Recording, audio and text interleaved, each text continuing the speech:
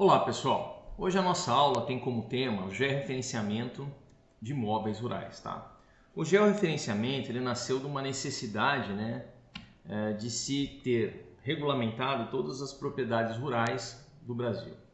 É uma lei que foi decretada pelo presidente Fernando Henrique, o número do decreto é o 4.449, que vai regularizar aí uma outra lei, a 10.267, criando assim um sistema público de registro de terras.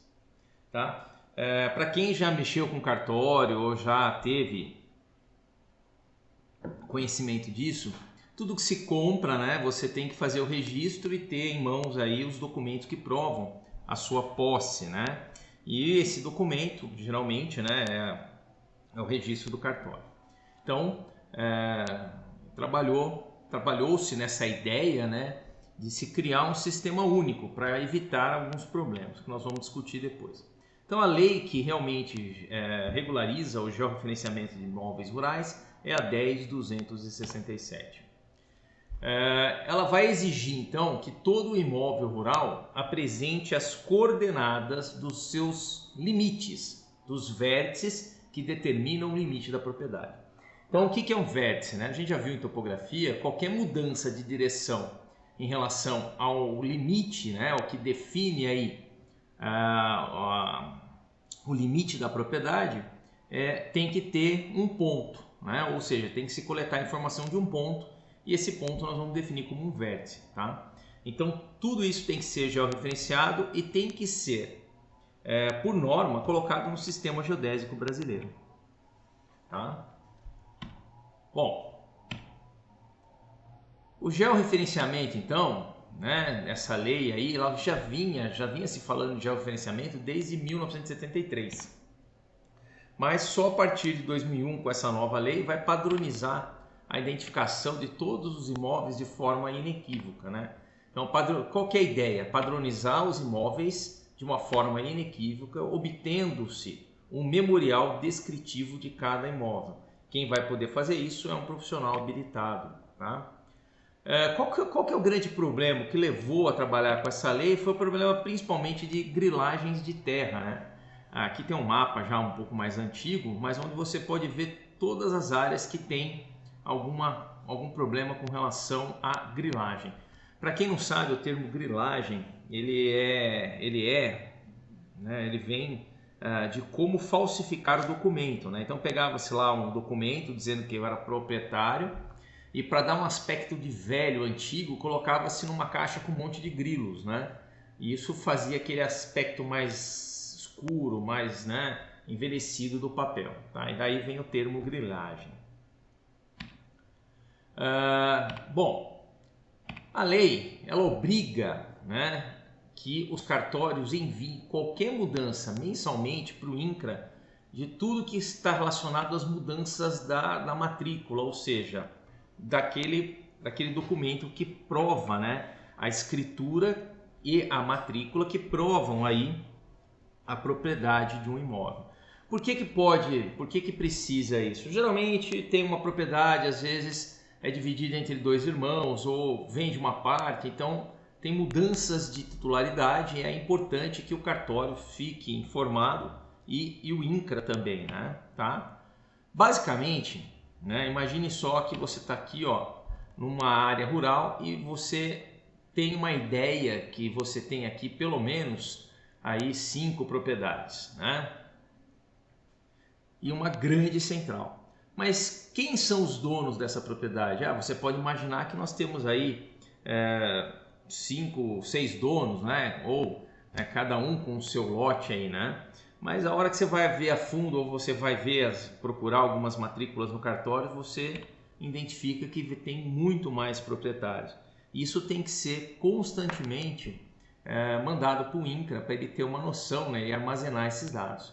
Então, para você ter uma ideia, cada um desses pontinhos que eu estou indicando no mouse aqui, seria um vértice, seria uma mudança de limite entre uma propriedade e outra. Tá? Bom, o que é o georreferenciamento? O georreferenciamento nada mais é do que a obrigatoriedade de se determinar por coordenadas XYZ, os vértices de todas as propriedades rurais, tá? Basicamente, nós já vimos a aula de GPS, então você já imagina que vai ter que ser obtida a coordenada X de longitude, Y de latitude e Z de altitude de cada um desses pontos que definem os limites de uma propriedade. Quem vai poder fazer isso? O profissional habilitado, e para isso ele vai recolher a RT. Para vocês que estão aí no curso de Engenharia Agronômica, Engenharia Florestal, né, nós somos vinculados ao CREA, tá? E sempre que você for fazer um trabalho depois de formado, você vai recolher uma taxa que se chama-se ART, Anotação de Responsabilidade Técnica, tá? Então isso em qualquer profissão você vai estar vinculado a algum tipo de órgão que vai fiscalizar os seus trabalhos, no nosso caso é o CREA, né? E aí ele é obrigado a fazer isso, tá bom? Quem está obrigado a fazer o georreferenciamento? Todos os proprietários de imóveis rurais. Quem pode executar esses trabalhos, né? Só vai poder fazer esse trabalho o profissional que esteja habilitado pelo CREA e credenciado junto ao INCRA com a devida RT. Então não adianta nada você se formar, ter o CREA, mas não estar habilitado pelo INCRA, né? Então você tem que estar credenciado, né, pelo INCRA. E para isso, essa disciplina foi pensada, né? Uma das razões de você estar realizando essa disciplina é para te ajudar, caso amanhã ou depois você queira se habilitar para fazer o levantamento, tá? Então, na verdade, o CREA vai te dar as habilitações, o que você pode ou não pode fazer dentro da sua profissão, e uma dessas habilitações você pode pedir o credenciamento junto ao INCRA para realizar esses trabalhos. Então, basicamente, você pode achar tudo com relação ao pedido, credenciamento, documentação, que vai ter que atender, né, as normas técnicas do georreferenciamento, que são os manuais que estão disponíveis lá para que você possa fazer uma leitura. Então, nós já vamos deixar no Stoa os manuais, né, o que você precisa saber, um pouco mais de detalhes sobre essa aula de georreferenciamento de imóveis rurais. Então, só vai poder fazer os profissionais que são habilitados. Bom, quais são os prazos? Bom, aí tem uma longa história, né? Quando essa lei começou, se determinava alguns prazos que foram estabelecidos de uma forma crescente, né? Vamos imaginar assim: primeiro vai se realizar o levantamento propriedades acima de 500 hectares, que na época que foi determinado esse decreto aí em 2002, se falava que já deveria estar pronto. Entre 250 e 500 hectares até 2013, e aí entre 100 e 250 em 2016, 25 e 100 em 2019, e abaixo de 25 hectares agora em 2023. Qual foi a ideia, né, que o INCRA teve, né? Ora, vamos primeiro obrigar os maiores a fazerem as maiores propriedades e diminuindo esses tamanhos até chegar no pequeno agricultor. Por quê? Porque até 4 módulos fiscais, a gente vai ver isso depois, cada estado tem um tamanho de um módulo fiscal, o INCRA seria obrigado a realizar esse levantamento. E aí a pergunta é, como está isso hoje, né? Na verdade, nós não temos uma boa ideia de como se encontra essas situações hoje. Por quê? Num primeiro momento, você só vai ter que fazer o GEO, ou teria que fazer o GEO, quando você vai vender ou comprar uma propriedade, né? Então, você teria que já ter o georreferenciamento. Os grandes foram obrigados e acabaram realizando. Agora, os intermediários aí ainda estão no processo com relação a essas datas. Nem tudo, né, correu como foi planejado, mas vem sendo realizado, né? O georreferenciamento teve muitos problemas iniciais, principalmente como gerar o documento para enviar, como fazer isso, né? Até demorava muito para o pessoal receber no INCRA, verificar que tinha algum erro, voltava tudo para trás, a parte da burocracia. Porém, hoje já está mais facilitado, porque nós temos aí um processo digital que nós vamos ver logo adiante, tá bom? Quais são os procedimentos que devem ser obedecidos para o georreferenciamento de imóveis rurais? Bom, basicamente é o seguinte: o profissional que tem habilitação, ele vai fazer o georreferenciamento no campo, né? Ele vai lá, vai verificar quais são os limites da propriedade, vai introduzir os marcos, né? A gente vai discutir isso um pouco mais adiante, ou seja, quais são os marcos? Os vértices que determinam os limites da propriedade. Esses vértices, eles podem ser marcos físicos, podem ser pontos e podem ser marcos virtuais. Nós vamos ver isso aí depois com calma, mas basicamente cada mudança de direção tem que ter um marco materializado no chão. Após esse levantamento e materialização dos marcos, é feito o rastreamento. Geralmente é utilizado o GNSS para realizar o levantamento. É feito o rastreamento de acordo com as normas em cada marco. Terminado o trabalho, né, ele vai, depois que ele terminou o trabalho de georreferenciamento, ele vai enviar as planilhas com todos os dados processados, brutos, para o SIGEF. O que é o SIGEF? O Sistema de Gestão Fundiária vai verificar se não teve erro, se não teve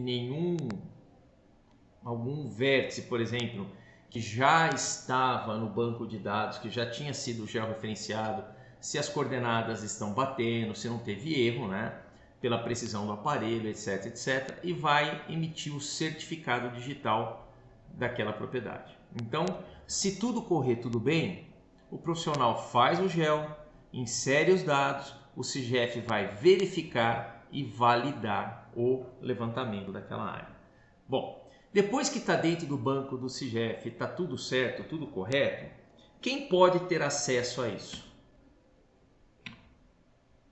Bom, o cidadão, qualquer cidadão, ele tem acesso a todas as informações relacionadas à matrícula, escrituras, etc.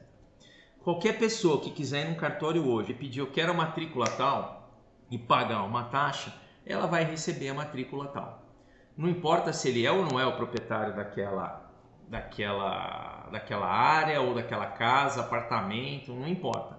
Ele pode fazer simplesmente uma busca lá e verificar quem que é o proprietário, como é que está a descrição do imóvel, tudo isso, tá? Então o SIGEF ele pode alimentar então qualquer pessoa para ter informações sobre a área, mas principalmente ele vai trabalhar, e a ideia principal é alimentar de informações os órgãos públicos, principalmente com relação à regularização fundiária, determinação de áreas para assentamento rural, possibilidade de interface com outros sistemas como CAR, CENIR e aí por diante, né? Então, basicamente, quem pode usar o sistema é o cidadão comum e os órgãos públicos. Tá, mas quem vai ter a interface com o sistema nesse momento? Olha, a grande interface do sistema vai ser realizada pelos oficiais de registro de imóveis. Como? Eles podem alimentar o banco de dados dizendo que teve uma alteração naquela matrícula, o que vai precisar de uma nova validação, talvez até de um novo levantamento, e aí o SIGEF vai manter atualizado toda a parte de registro imobiliário. Para quem entende um pouco de direito, né, essa palavra segurança jurídica é como se você tivesse uma autenticação de que realmente aquele imóvel está regular, que não tem nenhuma pendência, que não tem nenhum problema com relação aos limites que definem aquele imóvel e que aquela matrícula lá é verdadeira, ela é oficial. Bom, basicamente então, o georreferenciamento de imóveis rurais nada mais é do que levantar os limites de uma propriedade utilizando para isso uma metodologia com GNSS para a obtenção das coordenadas de todos os pontos que delimitam aquela propriedade, dando à pessoa que compra ou que tem posse daquela propriedade um certificado dizendo, né, que está tudo ok com aquela propriedade, que não existe, por exemplo, uma sobreposição de áreas. Isso era um grande problema que nós tínhamos no Brasil, uma área que sobrepunha a outra, aquelas velhas discussões sobre limites de cerca, né? Isso gera então uma segurança jurídica e também faz com que eu tenha uma alimentação constante do banco, né? Qual que é a grande sacada dos órgãos públicos aqui? Além do CAR e outras tomadas de decisão, a cobrança do ITR, né? Que é uma taxa, vamos dizer assim, como se fosse um imposto que nós pagamos o IPTU, quem tem uma propriedade rural paga o imposto rural, né? O ITR. E aí a forma mais assertiva de se cobrar esse valor também, tá? Então basicamente o georreferenciamento é um levantamento, como nós aprendemos na topografia, que vai relacionar o limite da propriedade a uma matrícula, a um registro no cartório. Quem arca com esses custos? Bom, adivinha, via de regra, o proprietário do imóvel. Bom, a lei também concede, né, uma isenção para 4 módulos fiscais. Como eu já falei, né, cada estado tem um módulo fiscal, e esse módulo fiscal, por exemplo, aqui no estado de São Paulo a gente precisa verificar, não lembro, né, mas vamos supor que sejam 10 hectares. Então até 40 hectares não precisa, é isento. Então tem aí toda a história de módulo fiscal para cada estado, tá? Outra hipótese é a isenção completa, né?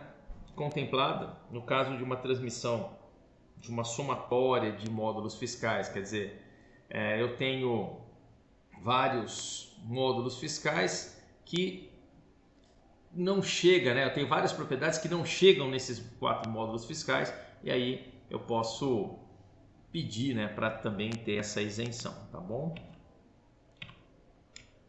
A legislação, então, que está relacionada ao georreferenciamento de imóveis rurais, você pode achar nesse site do INCRA. Nós já falamos que é a lei, né, que tem o intuito aí de ter um cadastro nacional de imóveis rurais, tá? Foi regulamentado, então, foi refeita. Isso aqui é mais a parte de leis, né, porque estabeleceu-se em 2001, teve uma mudança em 2002, depois mudou de novo em 2005, tem normativas, tem um monte de coisa. Então, bom, pessoal, leis, decretos e normativas, vocês podem procurar no site, dar uma olhada, tá? Também nós vamos disponibilizar aí as apostilas que já estão no store para vocês darem uma lida. Vamos à essência. As apostilas são essas, né? Nós temos aí a norma técnica, foi a primeira, tivemos várias edições, essa aqui já é a terceira, parou nessa por enquanto. E aí nós temos um manual para limite e confrontação, um manual técnico de posicionamento e um manual de gestão do certificado, quer dizer, como identificar os limites, como obter os dados e como gerar os dados para serem emitidos para o site lá do INCRA. Tudo bem? Bom, vamos dar uma olhada aqui com relação aos pontos dos vértices, né? Nós temos que falar um pouquinho sobre padrões de precisão e exatidão. Veja, se existe uma norma para se determinar a coordenada de um ponto, e acho importante que vocês já viram a parte de GNSS, ou seja, o GPS navegação, eu pedi para vocês para que vocês levantassem, né? Eu obtive lá 5 voltas da mesma área e pedi para vocês calcularem as distâncias e as áreas para cada volta. E depois, né, verificar a média, né? Como é que está essa média? Pedi também para observarem as diferenças de nível. Então nós já começamos a ter uma ideia que repetir várias vezes a mesma operação, da mesma forma, com a mesma metodologia e obtivemos resultados diferentes. Bom, então isso é precisão ou exatidão?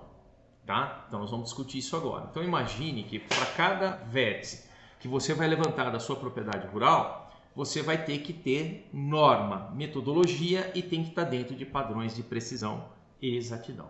Tá? Basicamente, eles são independentes, né, de técnicas. O padrão de precisão e exatidão ele independe da técnica do levantamento, porque ele pode ser obtido de formas distintas. Né? Se a gente falar de metodologia de levantamento topográfico, vocês lembram que na topografia, para se ter uma ideia da precisão ou exatidão do levantamento, nós tínhamos lá, verificar o erro angular e o erro linear. Aqui no caso das coordenadas, nós temos que comparar com uma nuvem de pontos, né? E aí nós vamos ter que discutir um pouquinho em relação de precisão com exatidão, tá? Bom, mensuração e erros. Como é que eu posso medir várias vezes uma coisa e obter dados diferentes? Bom, como você está medindo algum local ou alguma área, sempre por fatores externos, você pode ter pequenas variações. O quanto isso é permitido ou não vai depender da norma que você está utilizando. E aí a grande pergunta é, o que é precisão, o que é exatidão? Vamos pegar o nosso amigo aqui e pedir para ele dar vários tiros em vários alvos. E nós vamos falar um pouquinho sobre exatidão. O que é exatidão? É o grau de concordância entre um valor medido e um valor real de referência. Então, exatidão, eu vou comparar, né, os dados com o valor real. E a precisão é o grau de concordância entre os valores apurados e obtidos por medições repetidas no mesmo ponto de medição. Ou seja, na precisão eu não sei o valor real. Então, vamos lá. Exatidão. Eu só tenho como medir a exatidão se eu conheço o valor de referência, o valor real. Se eu não tenho o valor real, eu não sei qual é a exatidão da minha metodologia, qual é a exatidão do meu aparelho. A precisão ela é mais fácil de ser obtida porque eu pego um aparelho, pego a metodologia, refaço várias vezes sobre as mesmas condições e verifico a distribuição dos valores em relação a uma média. Então, basicamente, a precisão trabalha em relação a uma média e a exatidão em relação ao valor real. Bom, vamos ver os tiros do nosso amigo aí? Então, aqui. O que nós temos aqui, né? Uma simulação de um gráfico onde, no eixo Y, nesse sentido eu aumento a precisão e nesse sentido eu aumento a exatidão, que seria o nosso eixo X aqui. No primeiro alvo aqui, o nosso amigo deu vários tiros e o que nós observamos? Nenhum deles chegou próximo ao centro do alvo. Então isso me dá uma baixa exatidão, porque nós vamos considerar o centro do alvo como valor real. E os valores aqui, né, os tiros que ele deu, não estão próximos. Então a precisão também ao atirar, ela foi baixa, né? Vamos dar uma olhada aqui no B. O que aconteceu aqui, ó? Realmente, ó, ele atirou de novo e os tiros ficaram próximos do valor real, o que aumenta a exatidão, porém, como os tiros ainda estão distantes entre si, nós temos uma baixa precisão. Nesse outro caso, no valor C aqui, o que acontece? Os tiros estão muito próximos entre si, o que me dá uma alta precisão, porém, estão muito longe do centro do alvo, que seria o valor de referência. Então eu tenho uma boa precisão e uma baixa exatidão. Qual que é a situação ideal, né? O que seria o sonho de todos? Olha, eu tenho um aparelho que tem boa exatidão e boa precisão. O que acontece? Quando comparado a um valor real, os dados estão muito próximos do valor verdadeiro, então exatidão, e entre os dados eu também tenho um valor muito próximo, uma boa precisão. O que nós temos que entender é que isso tudo gera estatística. E se gera estatística, gera uma coisa que nós chamamos de curva normal, né?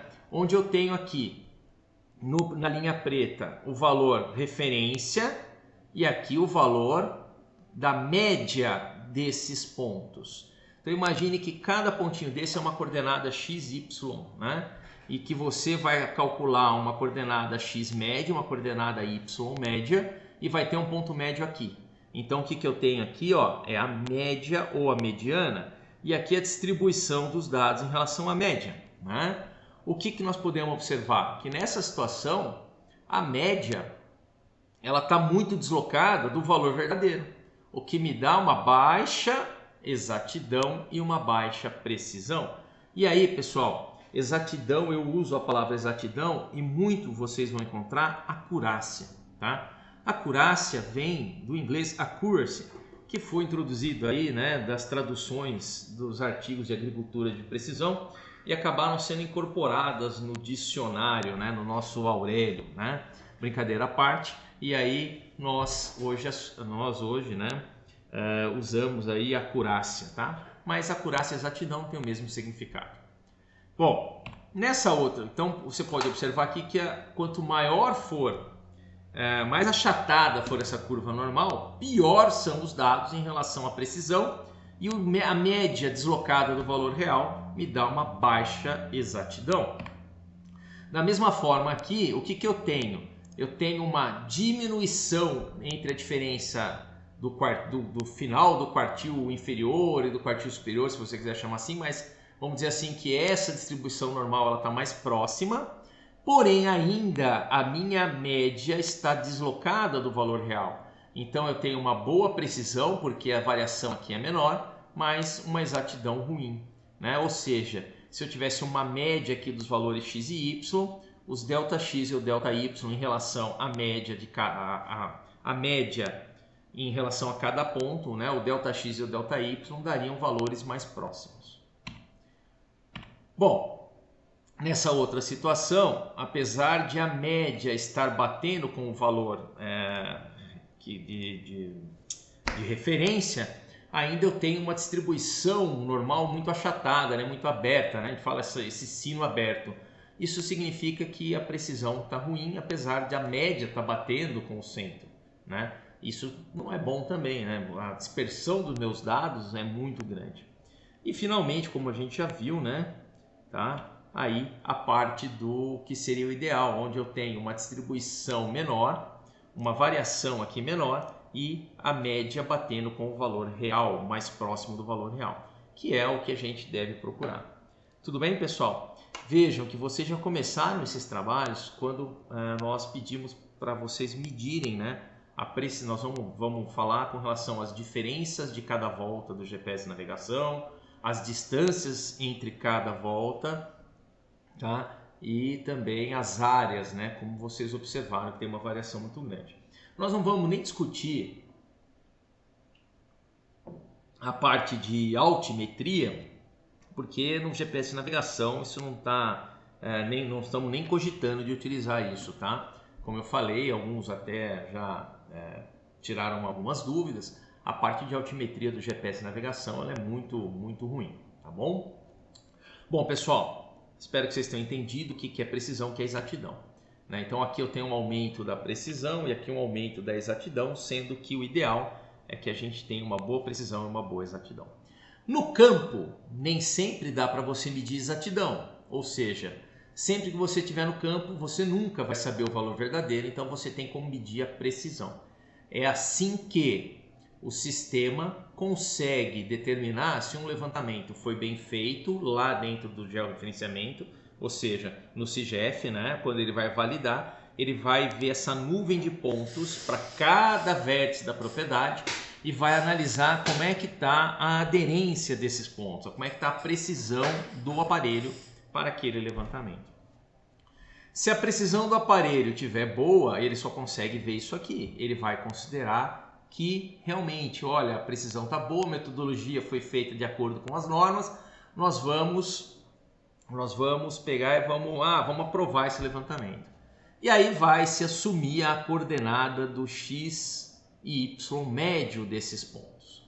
Mas, professor, nós estamos observando aqui que está fora, que está errado, né? Que aquele ponto não é o ponto verdadeiro. Lembrem-se, quando você vai fazer o levantamento pela primeira vez e medir o vértice de uma propriedade pela primeira vez, você não sabe o valor real, né? E aí o que o INCRA vai fazer? O INCRA vai pegar e vai falar, olha, a média está com desvio padrão pequeno e em relação à média, e os dados têm aderência, fixou. A gente vai ver lá para frente, tem umas palavras, fixou, flutuou, aqui está fixado. Então vamos dar o ok para esse levantamento. Quando é que vai se descobrir se esse valor de posição ele é válido ou não?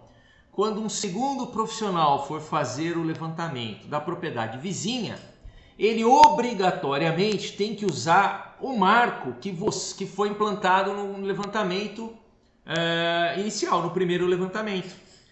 Quando ele colocar o aparelho dele lá, medir os dados e verificar que o valor está diferente ou que não está batendo dentro do intervalo que nós vamos ver aí de meio metro, nós vamos ver um pouquinho mais adiante, o cara que fez o levantamento pode suspeitar que a posição ali daquele vértice, né, da coordenada que foi determinada pelo primeiro levantamento, deve estar errada. Ele repete os dados e manda para o INCRA, falando, olha, os meus dados têm uma boa precisão, mas não tem uma boa exatidão. Professor, por que entrou exatidão na brincadeira agora? Porque a primeira vez que foi feito aqui, foi homologado, considera-se que a coordenada daquele marco é aquela que foi homologada.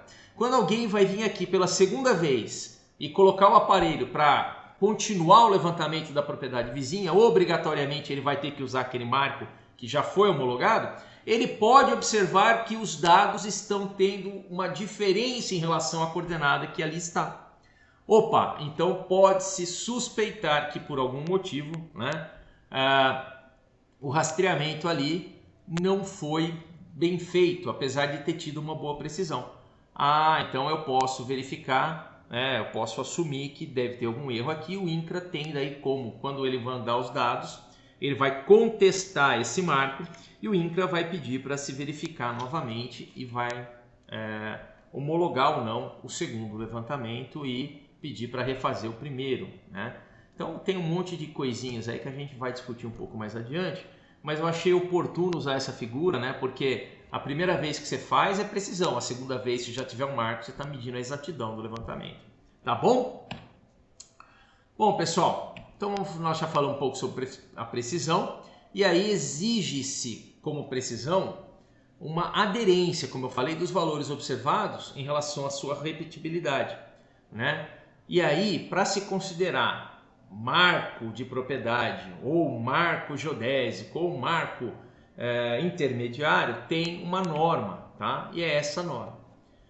O marco classe 1 ou P1, ele tem que ter um erro de no máximo mais ou menos 100 milímetros, tá? Ou seja, 10 centímetros. E a precisão ela é dada em 68, tem que ter pelo menos essa precisão em 68,7% dos dados que você mandou. Como assim, professor? Eu fiquei ali parado 1 hora. Em 1 hora eu coloquei o aparelho para pegar ponto a cada 1 segundo. Então tem 3.600 pontos. Poxa vida.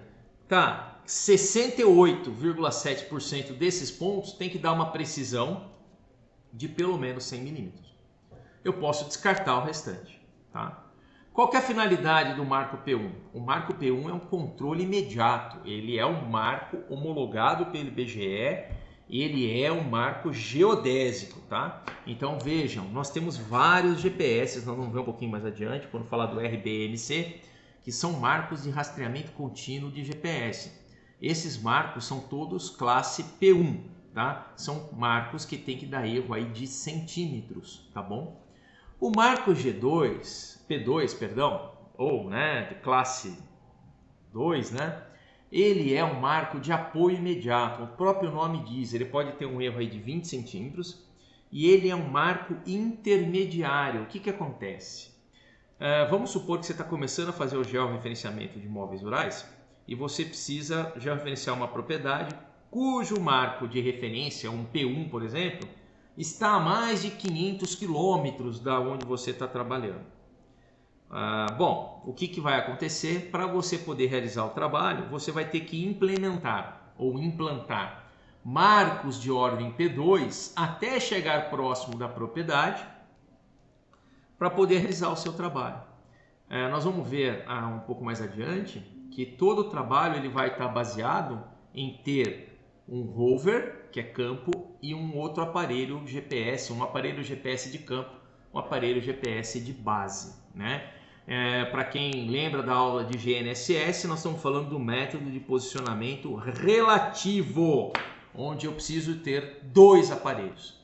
Um num marco com coordenadas conhecidas, e por isso que precisa ser um marco P1 ou P2 de coordenadas homologadas e conhecidas, para que o aparelho meça aqui a exatidão, né? E lá no campo, quem estiver fazendo o levantamento vai poder, através do aparelho que está na base, que está medindo aí a exatidão, ou seja, ponto de controle, fazer o pós-processamento e melhorar a precisão e o posicionamento do ponto que você está levantando lá no campo.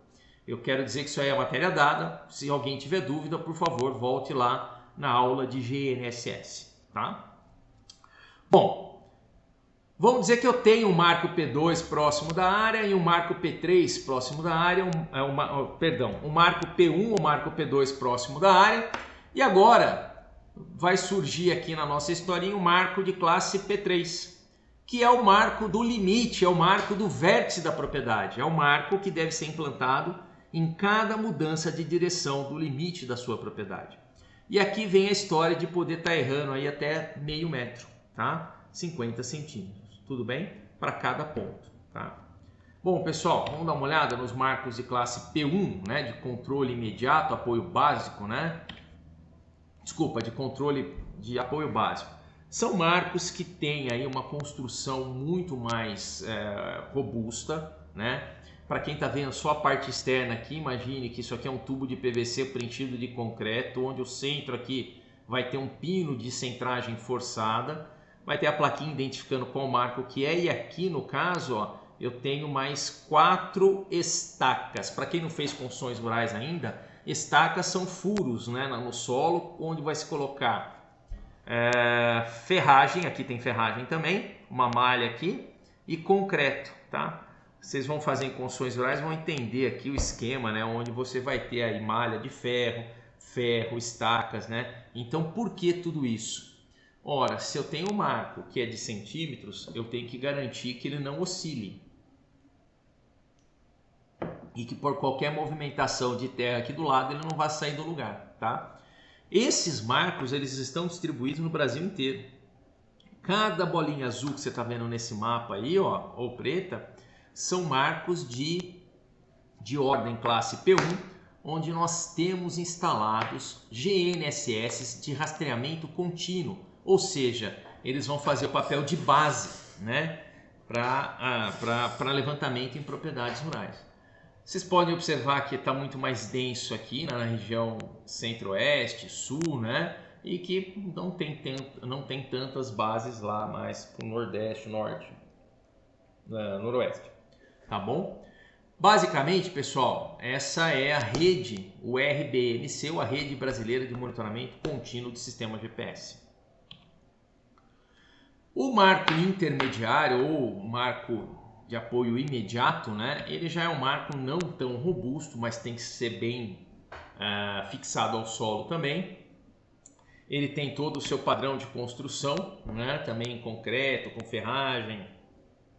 Tem que estar afundado aí no solo, quer dizer, ele é um marco que vai se partir também em algum levantamento para as propriedades rurais, então ele é um marco um pouco mais robusto, tá? E o marco que vai ser colocado na propriedade rural, que é o P3, que é o vértice, né? Já é um marco que não é tão robusto, mas de qualquer forma, né? Ele tem aí toda uma normativa. Ele tem que ser aí, né, incorporado ao solo, como se fosse um piquetão, né? Vamos dizer assim, né? Tem uma placa que vai definir que marco que é esse, quem fez. E aí até são estudados marcos de origem de borracha, com rochas, alguma coisa assim. Então tá aqui o pino, né, que vai ser cravado junto ao marco, e aí todas as especificações do tamanho, altura, né, e quantos centímetros ele tem que ficar fora do solo. Geralmente deixa-se aqui 10 centímetros no máximo, tá? Ele tem que ficar, ele não pode ficar totalmente coberto, né, ou muito rente ao solo. Ele tem que ter uma certa elevação, pode variar de 10 aí a 15 centímetros, né, para que fique visível. E um detalhe, todo marco é protegido por lei. A partir do momento que ele é colocado em algum local, não se pode mexer nesse marco, tá? Existe uma história bem engraçada aqui em Piracicaba, onde um dos nossos colegas aí, que foi um dos precursores de iniciar o georreferenciamento na região, ele implantou um marco para chegar numa propriedade rural, um marco intermediário, e fez o levantamento dessa propriedade rural. É muito comum entre as pessoas que trabalham com gel, olha, o marco, a linha está lá, né? Ou seja, o marco intermediário está lá, eu que fiz, mas ele passa a ser público, os dados são públicos. E aí foi um outro profissional que trabalha na área, foi lá e ocupou um desses marcos intermediários. Quando eu falo ocupou esse marco intermediário, significa que ele precisou usar esse marco para se levantar os dados para uma outra propriedade. E os dados não bateram. Pessoal, desculpa, eu tive uma interrupção aqui. Bom, vamos lá. Então, esse segundo profissional foi lá, foi usar um marco de segunda ordem e não batia de jeito nenhum as coordenadas com o que estava lá na parte, né, de disponibilidade daqueles dados. Como ele conhecia o que fez o levantamento, trocou uma ideia com ele e falou, não, vamos lá ver isso aí, porque não pode dar errado. Aí bateu na chácara lá do seu João, falou: ô, seu João, nós viemos ver o Marco aí. Aí ele foi lá, levou para ver o Marco, ele olhou pro seu João, né, e falou: seu João, esse Marco parece que não era aqui. Ele falou: é mesmo, rapaz, não era. Sabe o que aconteceu? Eu precisei mudar, eu tirei ele dali e pus aqui. Ou seja, né, a partir do momento que você permite que alguém coloque um marco dentro da sua propriedade, aquilo é protegido por lei e nunca mais ninguém pode mexer. E o Sr. João, na sua bondade toda, ele tirou o marco de um lugar que estava atrapalhando e levou para o outro, e isso mudou toda a rede que ele já tinha estabelecido, né? Precisou rastrear de novo aquele marco, pedir de novo a homologação, e aí tem todo um processo que é realizado, né? É óbvio que ninguém foi penalizar o seu João, mas lembre-se, sempre que você tiver um marco ou deixar colocar um marco dentro da sua propriedade, você tem que proteger aquele marco e não pode mexer naquele marco, tá? Bom, histórias à parte, vamos voltar aqui para nossa aula. Bom, pessoal, basicamente a exatidão ela só pode ser medida a partir do momento que aquele marco já virou um marco homologado, né? Então, como nós já falamos, a exatidão é a aproximação do valor verdadeiro, é a repetição de dados comparados a um valor verdadeiro. E no caso aqui, para vértice da propriedade, nós vamos usar aí que a exatidão tem que ficar dentro de meio metro, tá? Então eu fui lá, rastrei, eu vou fazer o levantamento da propriedade vizinha aqui, vou fazer o levantamento de uma propriedade cuja vizinha já fez o GEL. Eu sou obrigado a usar aqueles marcos do primeiro levantamento, que são confrontantes com o meu segundo levantamento. E aí, eu posso até achar uma precisão melhor do que meio metro, porém, eu sou obrigado a manter aquela que já está. Se está dentro do meio metro, eu sou obrigado a manter aquela que já estava no campo, tá? Naquele momento, eu não estou medindo mais a precisão, eu estou medindo a exatidão do ponto. Isso é muito interessante no georreferenciamento, porque é como se um vigiasse o outro, né? Quando você for mandar os dados, você é obrigado a mandar os seus dados, independente de já ter esses dados lá, desse marco em comum às duas propriedades. Você é obrigado a mandar os seus dados. E o programa já vai verificar se os dados estão batendo, né? E se tiver alguma discordância, ele vai ter que verificar com os dois profissionais quem está certo e quem está errado. Tá? Bom, pessoal, só para ter uma ideia, o que é um marco, né? Como é que funciona um marco classe 3, né? Você vai estacionar seu aparelho. Vamos dizer que foi feito aqui o primeiro levantamento. O que eu estou medindo aqui para reforçar isso? Eu estou medindo a precisão, tá? Então eu fui lá, coloquei esse marco, levantei as coordenadas, a minha precisão está dentro do que é necessário para o GEL, que é meio metro. Mandei os dados lá para o CIGEF, saiu o certificado, beleza, terminei o GEL. A segunda vez que alguém foi fazer o levantamento da propriedade vizinha, ele já não está mais medindo a precisão. Ele vai comparar com um dado verdadeiro. Ele vai estar medindo a exatidão, tá? Espero que isso tenha ficado bem claro para vocês. Como é que nós vamos identificar e reconhecer os limites, então, né, de cada propriedade rural, né? Basicamente, pela correta descrição dos seus limites. Quem fala onde estão os limites da propriedade para a pessoa que vai fazer o levantamento é o proprietário. Fala: olha, minha propriedade vai até aqui. Ele vai pegar a escritura, vai ver o memorial e ver se bate com o que o proprietário está falando. Ele vai verificar isso em campo, né?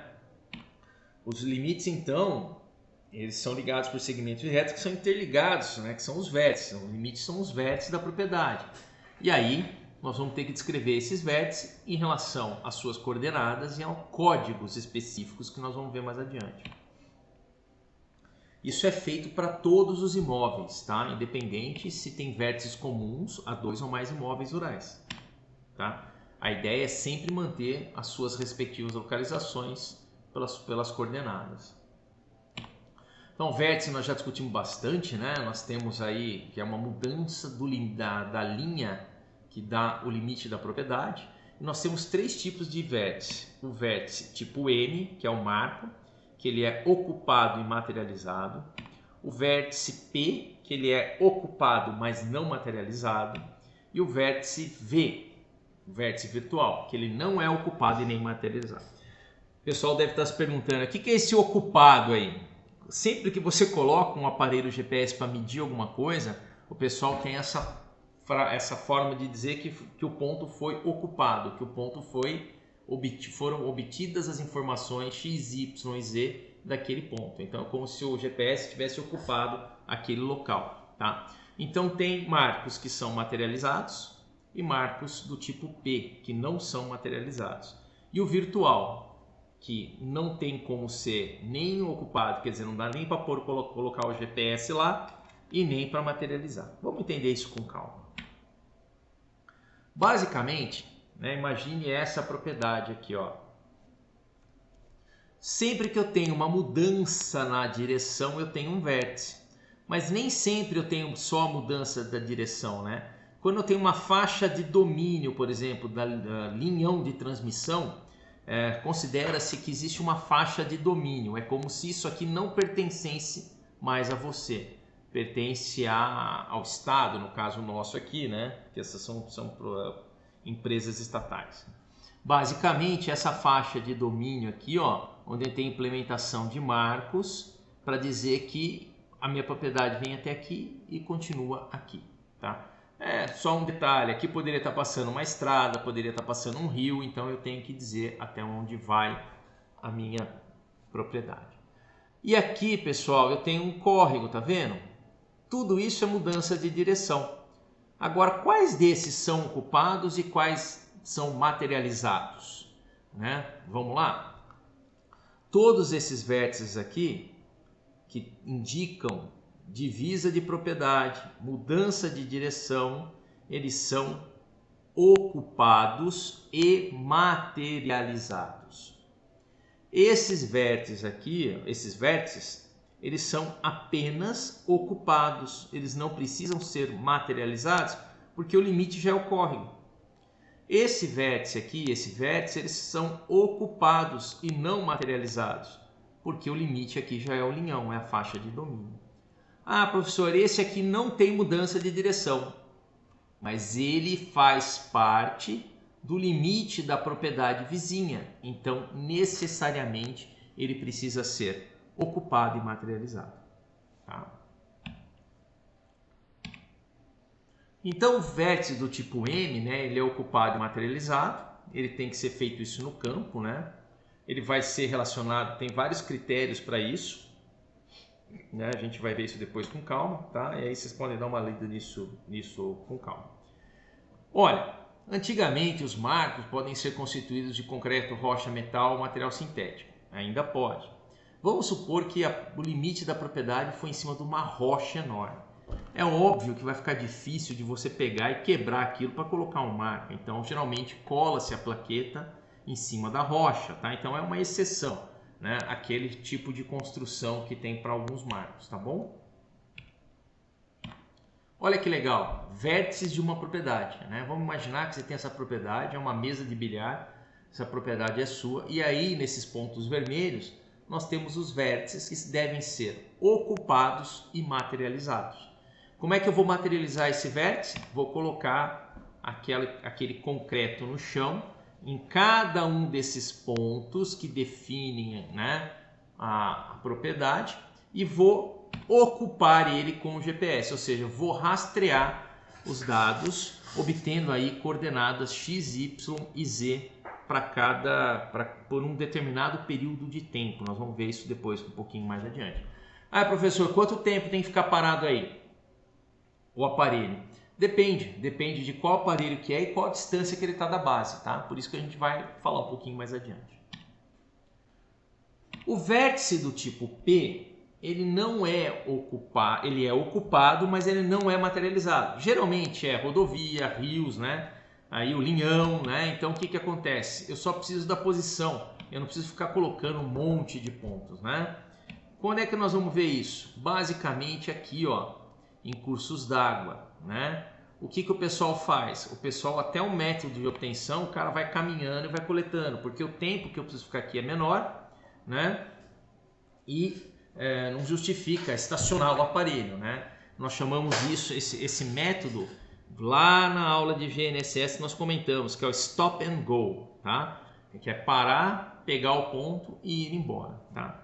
Então isso eu faço para basicamente rios e rodovias, e o cara vai caminhando aqui e vai obtendo a posição que determina aí os limites entre a rodovia e a propriedade. Beleza, pessoal? Ficou bem claro isso, né? Não preciso colocar nenhum marco, né? Tá? Ele é simplesmente ocupado e não materializado. Ele vai gerar lá uma codificação que vai relacionar ele ao número de pontos que você necessitou para fazer esse limite, mas ele não é um marco que é materializado. E o marco virtual, tá? É aquele, aqui é um outro exemplo, tá? Aí entre um rio e uma estrada, onde eu tenho os limites e o ponto, e é até bom que eu peguei mais esse exemplo para você entender o seguinte, ó. O limite da propriedade está aqui. Esse ponto próximo ao rio e esse ponto próximo à estrada tem que ser materializado e ocupado. É um ponto de vértice. Esses aqui dentro são só ocupados. E no final, aqui onde tem outro limite, eu preciso materializar, tá? Para fechar a propriedade. Bom, o que é o código, o vértice virtual? Né? Aquele que não dá para você medir, não tem como, ele está situado numa situação onde não tem como você entrar, brejo, banhados, pântanos, represas, lagos, né? E aí, a única coisa que você precisa fazer é estabelecer mais ou menos qual é a coordenada desse ponto. Isso fica fácil no desenho do CAD. Por quê? Veja, está aqui uma propriedade rural e aqui eu tenho o ponto marco, marco, marco, marco. Se é M, você já sabe que ele é ocupado e materializado e vai chegar até o lago. Sempre que eu tenho aqui alguma coisa que eu não consigo medir mais, eu tenho que pôr um último marco e aí prolongo esse lado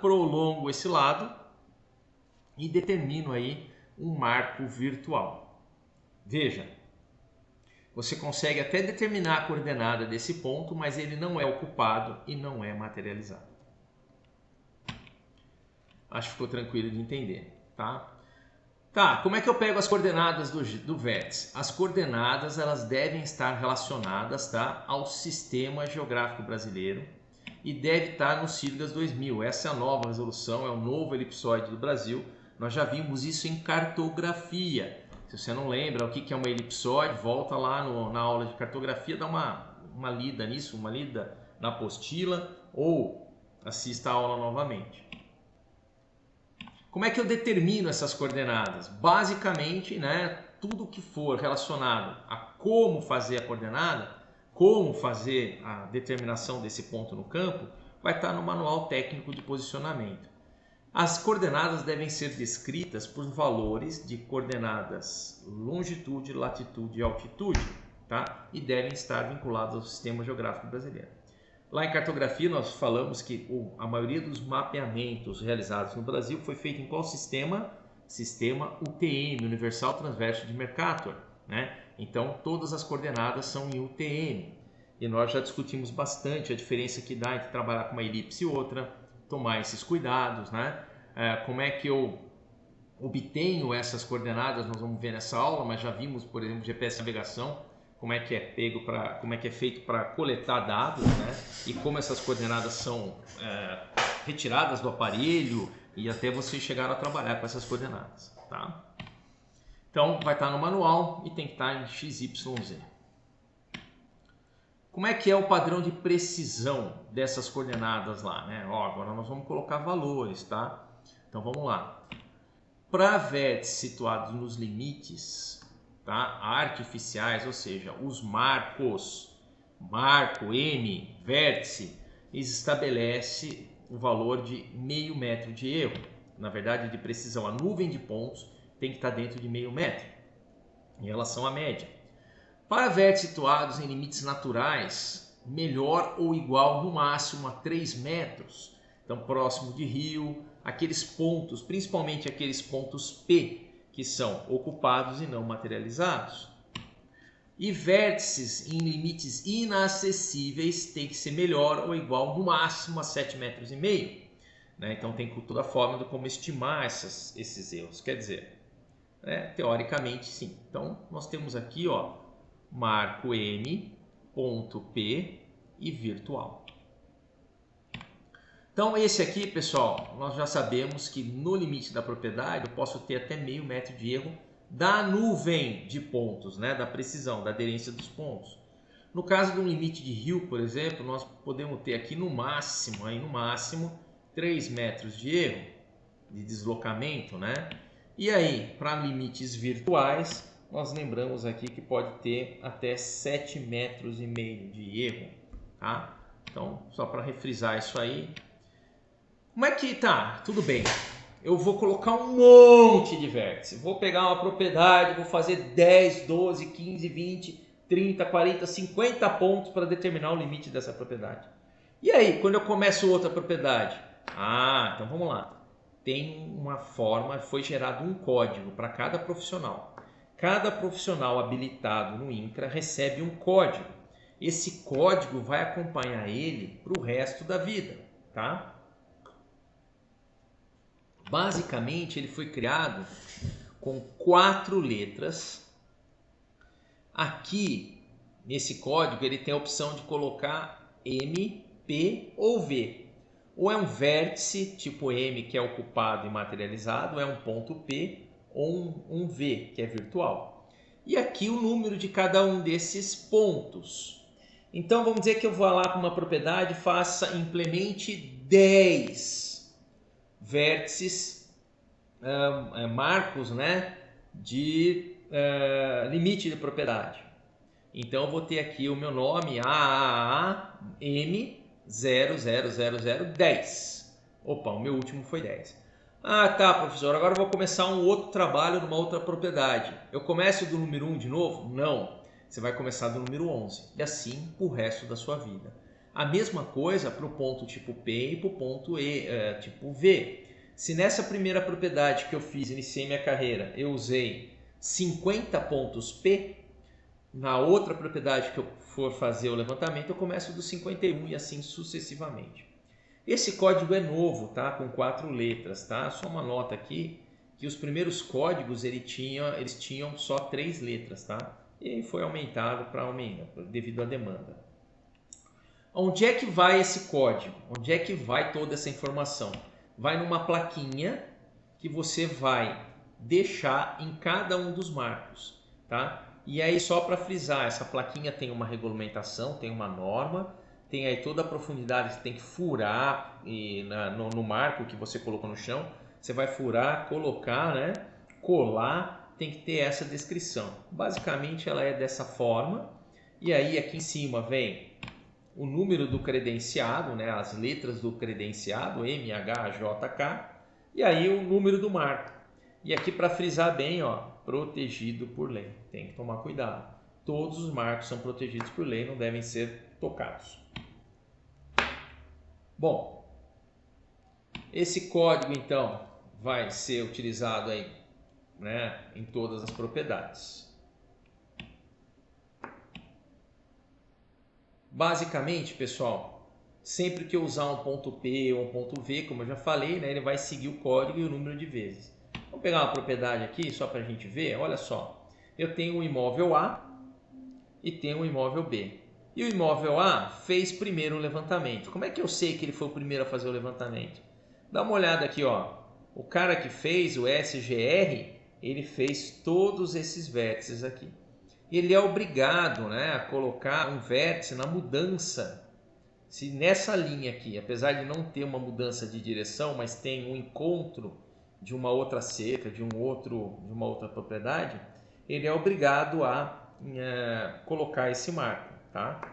Então, o segundo que vai fazer o levantamento é o imóvel B. Olha lá, ele fez o levantamento.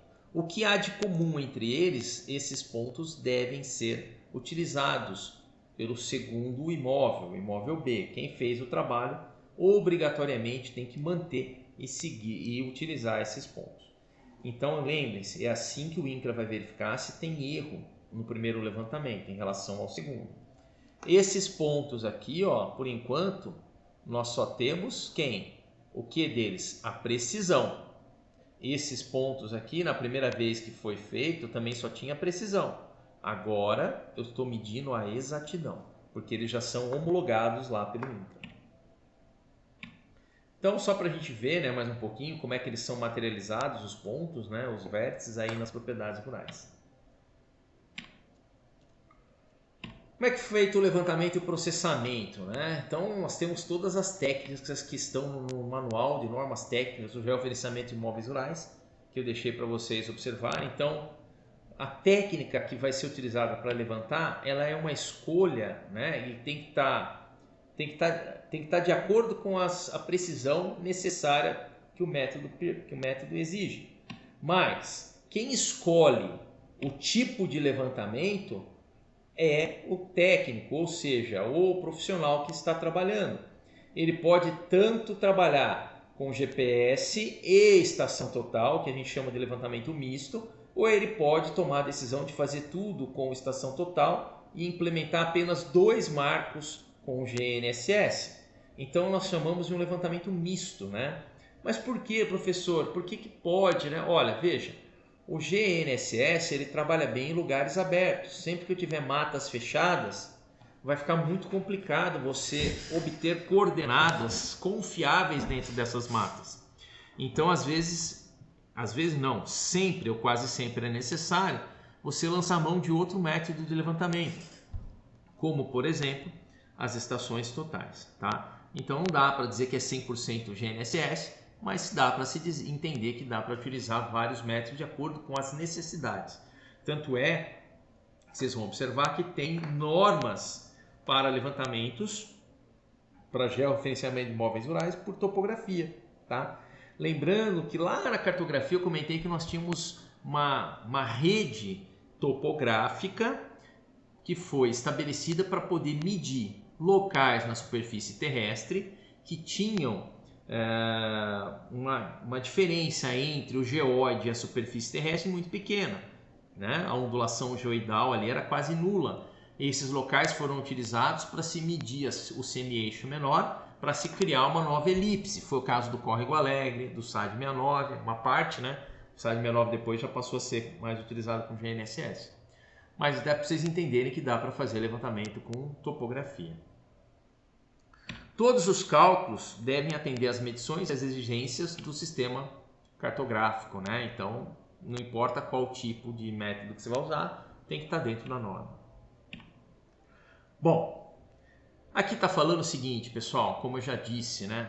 Na inexistência de uma infraestrutura geodésica na região, você vai ter que implementar bases. E aí encarece o serviço, óbvio, né? Porque você vai ter que trazer vários marcos até chegar na posição que você precisa para realizar o levantamento. Então, no começo do georreferenciamento de imóveis rurais, isso era um grande empecilho, né? Porque o profissional que pegasse para fazer um levantamento de uma fazenda, ele precisaria primeiro verificar se tinha algum marco disponível próximo para poder calcular qual seria o custo desse levantamento. Então, os primeiros levantamentos tiveram trabalhos maiores e custos maiores. Com a implementação de marcos intermediários classe P2, partindo-se de marcos básicos classe P1, criou-se uma nova rede de bases, né? Facilitando o trabalho, aumentando daí a facilidade de se fazer o georreferenciamento. Então, lembrando, por que eu preciso de uma base? Porque nós vamos trabalhar no método de posicionamento relativo, onde eu tenho uma base e vou coletar o dado no campo. E nós vamos corrigir o campo pelos dados da base. Novamente, se você não lembra disso, volta na aula de GNSS. Agora a pergunta é, qual a distância que eu posso trabalhar entre a base e o campo? Como eu falei, vai depender de alguns fatores. Vamos dar uma olhada? Basicamente, pessoal, eu posso partir de um marco classe P1 e visualizar aí um marco classe P2, tá? Então eu estou implementando um novo marco.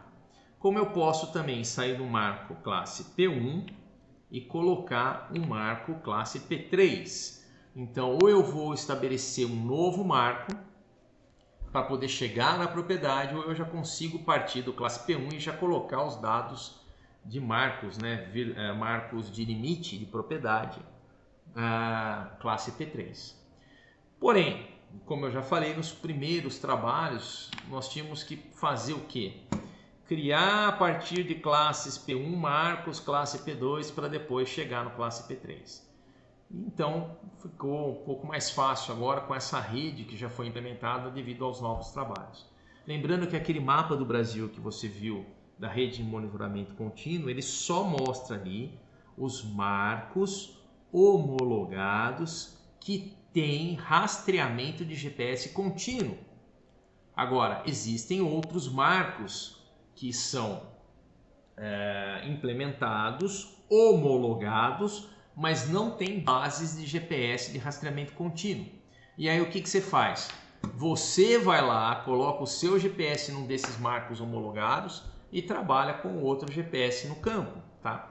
Só aqui na Exalc nós temos 3 marcos desse modelo aqui, ó, que são 3 pontas, né? O que eu mostrei da construção eram 4, tá? Um está na estação meteorológica, aquele é homologado e rastreamento contínuo. Um outro está próximo do aeroporto aqui em cima e um outro está lá na Fazenda Areião, tá? Então nós temos 3 marcos, sendo que apenas um é de rastreamento contínuo, tá? Os outros 2 podem ser utilizados. Tudo bem, pessoal? Então vamos lá. Eu posso usar um P1 direto para fazer o meu levantamento da propriedade no campo sem problema nenhum, ou se eu precisar eu vou ter que implementar marcos P2 para chegar no P3. Quem determina a distância é o aparelho. Tá? Então vamos lá. Se eu tenho um aparelho, tá, que ele é L1 apenas, tá? Se ele é L1 apenas, o que vai acontecer? Eu posso, se eu estiver com uma linha de base de 10 km, tá? Eu posso ficar 20 minutos. Eu tenho que ficar pelo menos 20 minutos no ponto, ou seja, eu preciso ocupar o ponto por 20 minutos. Então, se essa distância entre a base e o campo for até 10 km, o tempo mínimo que tem que ficar ligado ao aparelho, obtendo dados, é de 20 minutos. E aí, pessoal, nesse primeiro momento aqui, ó, tanto faz se o aparelho é só L1 ou se ele é L1, L2. Qual que é a diferença? Então, o aparelho que consegue rastrear uma portadora, L1, ou consegue rastrear 2 portadoras, L1, L2. Como nós já vimos na aula de GNSS, as portadoras ajudam a diminuir os erros provenientes da ionosfera, né? Quando a radiação eletromagnética sai do satélite e chega no seu receptor, a gente considera que a velocidade é constante, mas aonde? No espaço. Quando ela entra na atmosfera, ela sofre uma distorção, uma diminuição na sua velocidade, o que gera um cálculo da distância um pouco imprecisa. Eu preciso então de 2 portadoras para melhorar o cálculo dessa distância, tá? Lembre-se que embutido na L1 eu tenho o código CA. Então eu estou falando aqui de trabalhar com L1 mais o código CA, tudo bem? E aqui eu estou trabalhando com L1, código CA mais L2. Então observe que o aparelho que tem L1 ou L1 mais L2, ele precisa, mesmo estando a 10 km, ficar pelo menos 20 minutos. De 10 a 20 km, ou seja, no máximo de 20 km, né, o L1, L2, tá vendo? O L1, L2, ele precisa ficar 30 minutos. Opa, eu preciso ficar rastreando o ponto 30 minutos. Já o aparelho só L1, ele precisa ficar 60 minutos rastreando o ponto. Então, olha só, já tem uma vantagem aqui do aparelho L1, L2, né? Ou seja, até 20 km de distância entre a base e o campo, ele precisa só de 30 minutos, enquanto o aparelho L1, ele precisa ficar 60 minutos. Por que isso? Bom, vários estudos foram realizados e se determinou que o aumento da precisão, lembrando que a precisão é em relação a uma média, e a estatística diz que quanto maior o número de dados, melhor é a precisão, ou melhor é a possibilidade de medir essa precisão. Então, se o aparelho L1 apenas, eu vou ter aí um aumento do número de dados para verificar a precisão desse aparelho, tá? Então, uma das coisas é melhorar a precisão quando o aparelho é apenas L1CA.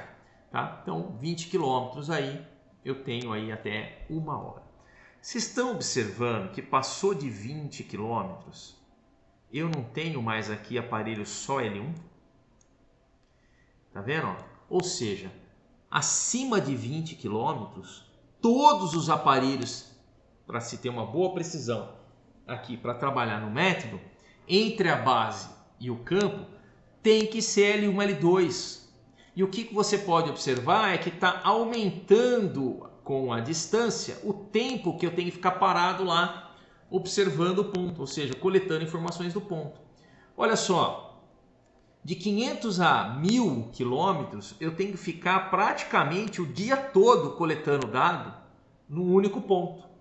Então, se eu estou querendo implementar aqui um marco P3, isso começa a ficar inviável. Assim como trabalhar com o aparelho L1 com distâncias maiores do que 20 km, vão exigir que eu comece a colocar marcos intermediários na propriedade para diminuir essa distância.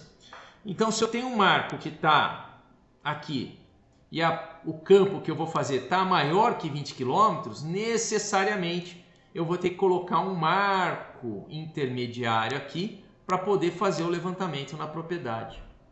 Então o aparelho L1 ele só serve para georreferenciamento de imóveis rurais se eu tiver a base e o rover, base e campo, no máximo até 20 km.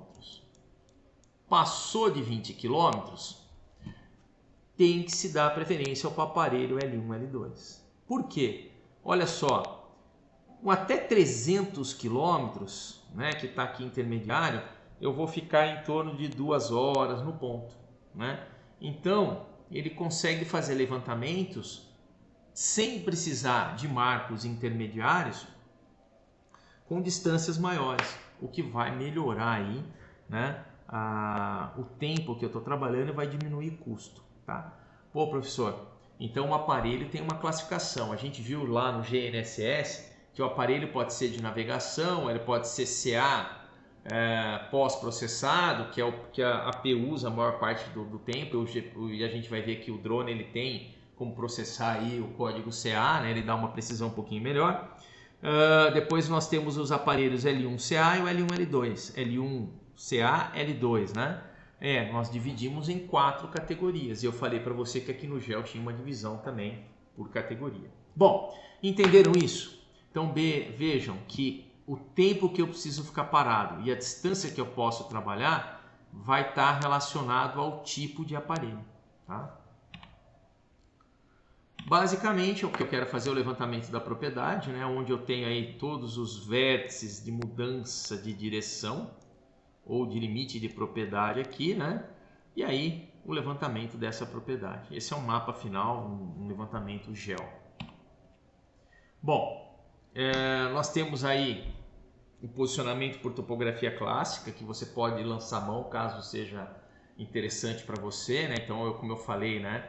Quem vai decidir qual método a ser utilizado é o profissional que vai trabalhar. Em alguns momentos eu tenho que trabalhar de uma forma mista, né? Isso aí não tem como, eu vou ter que acabar utilizando às vezes a estação total em alguns pontos. E a gente vai fazer depois um exercício na prática para explicar como é feito esses cálculos, tá? Aí nós já vimos, né, a topografia convencional, então, onde tenho lá principalmente as estações totais, tá? O georreferenciamento por GNSS, que a gente já vem discutindo com todos os seus métodos, né? Sempre posicionamento relativo, estático, marco, presta atenção, marco, tudo que for marco, se é P1, gente, eu vou ter que achar um jeito de escrever, P1, 2 ou 3 é estático. O relativo estático rápido, né, ou semi-cinemático, também relativo estático rápido, conhecido como stop and go, né, ele é utilizado para ponto P, para marco P, tá? Então tem toda uma forma de trabalhar isso aqui, tá? O cinemático, semi-cinemático, tal, está pegando um rio, alguma coisa que quer contornar ele, fazer uma linha, pode ser possível também, tá? Então todo posicionamento relativo utiliza o código CA para fazer os códigos e eu posso ter também, né, caso meus aparelhos permitam, fazer aí uma correção em tempo real, usar o RTK para fazer o levantamento. Independente disso, o método é relativo. Quais são os aparelhos que são permitidos então para trabalhar com georreferenciamento de móveis rurais? Nós já vimos que o GNSS1, que tem posicionamento absoluto apenas para navegação, ele não é admitido, tá? Não pode. O GNSS2, que a gente chamava antigamente de aparelho da agricultura de precisão, também não é admitido, porque ele só vai trabalhar no pós-processamento com o código CA. Ele não vai usar a portadora L1, tá? Já o GNSS3, ele vai usar tanto o código CA como a portadora L1. Então ele é um aparelho para ser utilizado para levantamento de propriedades rurais para fazer o georreferenciamento. Só que nós temos que tomar cuidado aqui porque ele pode até 20 quilômetros em relação à base, tá? Mais que 20 quilômetros eu vou ter que instalar várias bases aí para chegar na propriedade, tá? Eles são chamados popularmente de topográficos, mas eu não posso aceitar esse nome, porque afinal de contas, vocês observaram que na topografia o erro permitido para fechar uma poligonal era de milímetros e aqui o erro permitido é de meio metro, né? Então a gente tem que tomar cuidado, apesar de chamar popularmente de topográficos, a topografia exige uma precisão maior. E finalmente, né, então nós temos que entender que com esses aparelhos apenas o 3 pode ser utilizado para fazer tanto o método stop and go, é o caso que o rapaz está fazendo, no caso aí ele está simulando, né, uma linha para pegar ponto, né, o marco P, né, mas a base tem que ser no mínimo GPS 3 também. Então se eu usar como base, eu tenho que usar um aparelho, né, que seja pelo menos da mesma ordem de grandeza do que eu estou fazendo no campo, tá? O GNSS4 é o mais caro, óbvio, né? Mas ele é de dupla frequência com código CA e ele é o conhecido popularmente como geodésico. E aí também a geodésia deve achar ruim porque ele pode até 10 centímetros e a geodésia trabalha com milímetros. Mas de qualquer forma a precisão dele, dependendo do tempo de rastreamento, chega próximo, abaixo de centímetros. Então é um aparelho que pode ser utilizado aí e deve ser utilizado principalmente, né, o RBMC. Todas as bases RBMC são GPS nível 4, tá? Ou seja, L1, L2, tá? O código CA na L1 e a portadora L2. Bom, pessoal, só para a gente finalizando, né? Então vamos fazer o levantamento. E aí o que eu tenho aqui, né? Eu tenho um aparelho que pode ser colocado na base, necessariamente ou de preferência ele deveria ser um GPS do tipo 4, né? Ele vai trabalhar na base e no campo eu posso usar um GPS do tipo 3 ou 4, né? O que acontece aqui quando eu estou trabalhando com o GNSS 4 e com o GNSS 3? Independente se esse aqui é 4 ou não, a distância máxima que o GNSS 3 pode ficar da base é de quanto mesmo? 20 km. A distância máxima do GNSS 4 para o GNSS 4 em relação à base, a gente viu que pode chegar até 1000 km, ficando 8 horas parado no ponto. Mas o pessoal tem trabalhado em torno de 300 km, que dá uma boa rentabilidade no serviço, né? O serviço rende, tá bom? Então, mais detalhes, né, de saber que cada aparelho vai delimitar o tempo de operação e a distância que ele pode estar em relação à base que vai fazer a correção. Uma coisa que está se utilizando muito e tem surgido vários trabalhos é com relação ao uso do sensoramento remoto, principalmente naqueles pontos P, que são limites da propriedade, né? Então hoje já se usa muito o drone com pontos de controle para fazer aí o levantamento dessas áreas de ponto P e de pontos inacessíveis. Lembrando a todos que os mapas planialtimétricos vieram desse tipo de levantamento aerofotogramétrico, que nós vamos ver mais adiante na disciplina, né? Então, só para lembrar que existe esse posicionamento por sensoramento remoto, né? e aí a gente vai estudar isso um pouco mais adiante. Bom, finalizando aqui, ó, o que pode e o que não pode, né? Então vamos lá, apoio geodésico e levantamento do perímetro. Apoio geodésico é marco P1 e P2, tá? E P3, tá? Levantamento do perímetro, perdão, P1 e P2 e aqui levantamento do perímetro P3, tá? Então vamos colocar um P3 aqui para a gente lembrar e aqui, ó, um P1 e um P2, tá? O que nós podemos observar? Levantamento por taquiometria não é aceito, pouco recomendado. Então aquela taquiometria velha de guerra que nós aprendemos na topografia, tá? Ele é para ensinar você, a gente costuma dizer que é o Fusquinha, né? Que você aprende a trabalhar ou a dirigir um Fusca.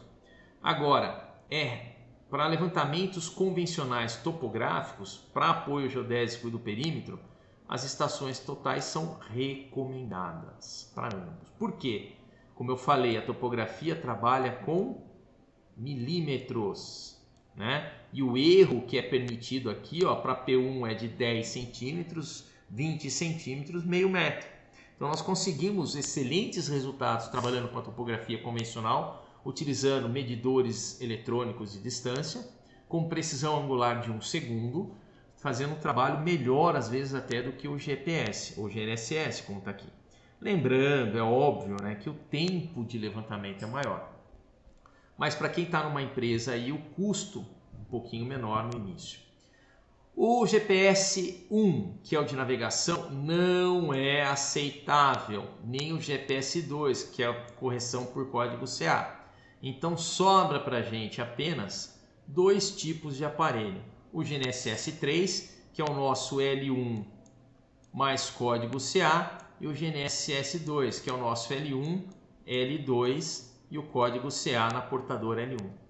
Observem que aqui ele é recomendado, porque nós temos que lembrar que tem que estar aqui, ó, a 20 km e o tempo maior.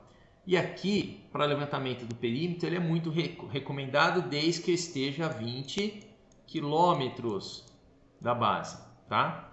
E o GNSS 4, óbvio, né? Ele é muito recomendado para ambos os serviços, tanto para fazer implementação de novos marcos, como para fazer o levantamento da poligonal. Bom, pessoal, a avaliação do GEO eu já comentei, é feita quando um trabalho é realizado e um outro profissional vai lá e verifica se os dados estão batendo. É a forma de verificar, né? Então a verificação é feita através de vértices de imóveis vizinhos, que são reocupados, né? E aí a precisão ser atingida no milímetro, beleza. A avaliação, então, ela é feita daí pela exatidão, é determinado pelas coordenadas de vértices comuns a ambas as propriedades e se tem uma ideia se está tudo em ordem ou não relacionado aí ao levantamento. Caso seja encontrado um erro que tenha sido até melhor, né, do que aquele, eu já comentei isso, né, o cara lá está usando um marco que um outro profissional fez e o erro dele ficou, a precisão do aparelho dele foi até melhor que a do anterior, ainda se vai manter o primeiro levantamento. Só vai se chamar ou vai se refutar o primeiro levantamento se for comprovado que o erro que o primeiro levantamento tem está maior do que o erro obtido do segundo levantamento, né, no mesmo vértice, ou seja, está muito maior que meio metro, não está batendo, está muito fora, e aí geralmente se chama o primeiro profissional e o segundo profissional para eles refazerem juntos, e aí surge mais uma forma de ganhar dinheiro. Deixa eu explicar isso. Dentro da nossa área existem profissionais que trabalham de uma forma correta e infelizmente aqueles profissionais que desconhecem as normas. E é muito importante, né, que a gente aprenda que é sempre bom o diálogo, é sempre bom chegar e tentar resolver o problema de uma forma amigável. Quando não se chega a uma solução daquele problema, poxa, realmente eu errei, me perdoa, vamos fazer de novo, vamos refazer esse marco, pode deixar que eu envie a documentação, vamos fazer com o meu aparelho e com o seu aparelho, olha, muito obrigado, agora bateu, tá vendo? Tá tudo em ordem, vamos mandar os dados para o INCRA, vamos refazer isso aqui, beleza? Não chegou nessa situação, geralmente essas disputas ou esses erros se tornam judiciais. Uma vez que isso é judicial, o perito, né, o juiz determina que um perito de confiança dele vai refazer aquele levantamento para verificar qual dos dois profissionais está errado. Determinou que o profissional A errou, ele vai assumir as custas do processo, ou seja, ele vai pagar por isso e vai receber uma penalização junto ao INCRA. Opa, ele errou uma vez e não admitiu. Se isso ocorrer por mais 2 vezes, ele é descredenciado do INCRA, ou seja, ele está proibido de fazer o georreferenciamento de imóveis rurais. Eu acho importante na nossa profissão ou em qualquer outra profissão ter esses cuidados, né? E saber, né, dialogar, entender. Ninguém é perfeito, ninguém é o dono da verdade, mas tem que se tomar cuidado ao se realizar trabalhos, porque você está recolhendo uma RT que vai te dar anotação de responsabilidade técnica, né, sobre aquele trabalho, e você passa a ser responsável por aquilo, tá? Então é só uma dica aí do que realmente acontece no dia a dia de quem trabalha com isso. Então, caso o erro, o contrato seja pior que o permitido, seu trabalho não será aceito, tá bom? É isso aí, pessoal. Eu agradeço a participação de todos. Um abraço e até